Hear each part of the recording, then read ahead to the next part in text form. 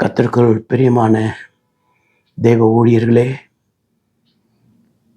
தமிழகத்தில் இருந்து எனக்காக ஜெபித்து என்னை தொடர்பு கொண்ட அத்தனை மூத்த ஊழியர்களே, மார்நாதா குடும்பமே, மார்நாதா ஊழியர்களே, உங்கள் அனைவரையும் இயேசுவின் நாமத்தில் நான் வாழ்த்துகிறேன்.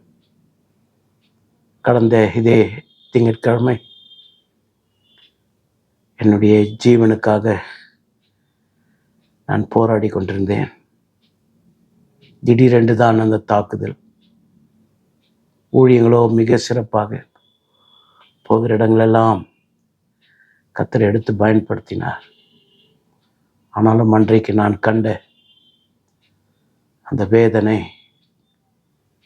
தாங்க முடியாமல் பாஸ்டர்ஸ் மீட்டிங்கில் உட்கார்ந்த நான் எழுந்து பின்னால் போகலாம் என்று போன பொழுது கீழே விழுந்து வழி தாங்காமல் உருண்டு கிடந்த பொழுது என் அன்பு தம்பிகள் எல்லாரும் பதறி போய் அவரவர்கள் தங்களுக்கு கிடைத்த அனுபவங்களை வைத்துக்கொண்டு என்னை தூக்கி எடுக்க கடைசியிலே கொண்டு போய்விட்டு பக்கத்தில் இருந்த ஒரு டாக்டரை பிள்ளை வர வைத்து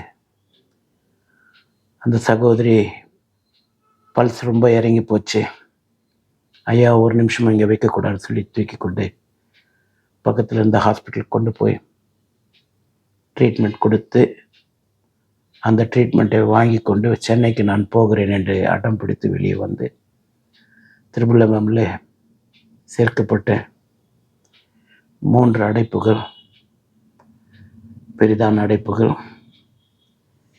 எனக்கு என்னோட இருந்தவர்கள் சொன்ன வார்த்தை, ஒருவேளை பைபாஸ் சர்ஜரி உங்களுக்கு நடக்கும் என்று சொல்லி. அப்பொழுது நான் கர்த்தரிடத்தில் கேட்ட, ஆண்டவரே எனக்கு இந்த பைபாஸ் சர்ஜரி வேண்டாம், வேறு என்ன வழி உண்டோ அதை எனக்கு செய்து கொடுங்கன்னு சொல்லி ஜெபித்தேன். எங்கள் அம்மா அடிக்கடி என் தகப்பனுக்காக ஜெபிக்கிற ஜெபம் எனக்கு ஞாபகம் வந்தது. சங்கீதம் 91, அவன் என்னிடத்தில் வாஞ்சையாக இருக்கிறபடியா அவனை விடுவிப்பேன், என் நாமத்தை அவன் அறிந்திருக்கிறபடியா அவனை உயர்ந்த அடைக்கலத்தில் வைப்பேன், அவன் என்னை நோக்கி கூப்பிடுவான், நான் அவனுக்கு மறு உத்தரவு அருளி செய்வேன், ஆபத்தில் நானே அவனோடு இருந்து அவனை தப்புவித்து அவனை கனப்படுத்துவேன், நீடித்த நாட்களா அவனை திருப்தியாக்கி என் ரட்சிப்பை அவனுக்கு காண்பிப்பேன் என்று சொல்லி இந்த வார்த்தை எனக்கு அந்த நேரத்திலே மனதிலே ஓடிக்கொண்டிருந்தது.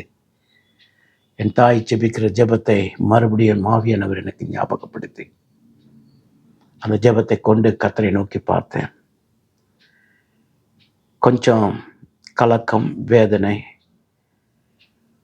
இருதயத்திலே பயங்கர வலி மத்தியிலே கர்த்தரை தேடினபடியா, அநேக மக்கள் எனக்காக ஜெபித்தபடியா, விசுவாசின் பிள்ளைகள் எல்லாரும் ஜெபித்தபடியா, என்னை நேசித்த அத்தனை ஊழிய தம்பிமார்களும், அண்ணன் அண்ணன் அண்ணன் பின்னி அண்ணன் என்று அழைக்கிற அத்தனை தம்பிகளும் எனக்காக நீங்களாம் ஜெபித்ததுனால தான் இன்றைக்கு உங்கள் முன்பாக அமர்ந்திருந்து பேசுகிறேன்.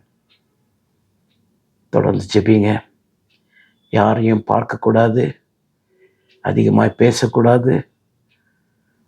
குறைந்தபட்சம் 3 மாதம் அமைதலாக இருக்க வேண்டும் என்று டாக்டர்கள் ஆலோசனை எனக்கு கொடுக்கப்பட்டிருக்கு. பிரயாணங்கள் ஏதும் இருக்கக்கூடாது.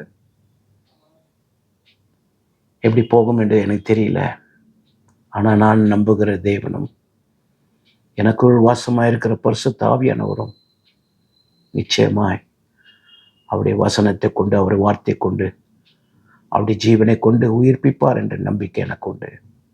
மறுபடியுமாய் உங்கள் அனைவருக்கும் என் உள்ளத்தின் ஆழத்திலிருந்து நன்றி சொல்லுகிறேன். கர்த்தர் எனக்கு தந்த இந்த மறுவாழ்வு, அவருக்காகவே வாழ்வேன், அவருக்காகவே ஜெயிப்பேன். கலங்கி போன பிள்ளைகள் எல்லாம் தூரம் இருக்காங்க, கூட யாருமே இல்லைன்னு யோசித்தேன். ஆனால் திருச்சபையின் பிள்ளைகளும் என்னோட உடன் ஊழியர்களும் என்னோடு இருக்கிற தம்பிமார்களும் இரவு பகல் என்று பாராமல் என்னை கவனித்து இன்றைக்கு ஓரளவுக்கு சுகத்தோடு அமர்ந்திருக்க கர்த்தர் கிருபை செய்திருக்கிறார். நான் உன்னை குணப்படுத்துவேன், நான் உன்னை சுகமாக வைப்பேன், உனக்கு சமாதானத்தை அருளுவேன் என்று சொல்ல தேவன். படுக்கையில் அவர் தான் எனக்கு என்னோட கூட இருந்து அவர் நடத்தி கொண்டிருக்கிறார். என்னுடைய அன்பு மூத்த ஊழியர்கள் பேரை சொல்லி மற்றவர்கள் வருத்தப்படக்கூடாது என்பதற்காக எல்லாருக்கும் என்னுடைய நன்றியை சொல்லுகிறேன். தனிப்பட்ட முறையில் ஒவ்வொருவரையும் நான் நன்றாய் சுகமான பிறகு உங்களை சந்தித்து உங்களுடைய ஆசீர்வாதத்தை பெற்று இந்த ஊழியத்தை தகப்பன் என்னிடத்தில் ஒப்பு கொடுத்த இந்த ஊழியத்தை உன்னதமான நிலையில் நடத்த கர்த்தர் கிருபை செய்வார். ஜெபியுங்க, அக்காவுக்காக ஜெபம் பண்ணுங்க.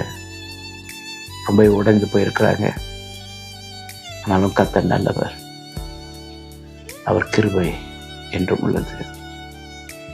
கர்த்தர் உங்கள் அனைவரையும் ஆசீர்வதிப்பாராக. தேங்க்யூ. மாரநாதா, இயேசு சீக்கிரமாய் வருகிறார்.